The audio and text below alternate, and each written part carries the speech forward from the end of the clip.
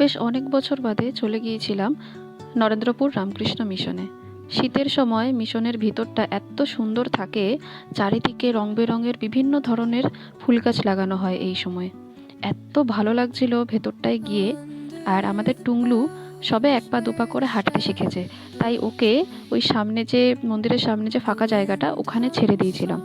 ও তো ওখানে পৌঁছে ভীষণ খুশি, চারিদিকে এত লোকজন, ফুল গাছ, এগুলো দেখে কি করবে ভেবে পাচ্ছে না। আর বারবার খালি সেই ফুল গাছগুলোর দিকে চলে যাচ্ছিল যে ফুলগুলো নেবে।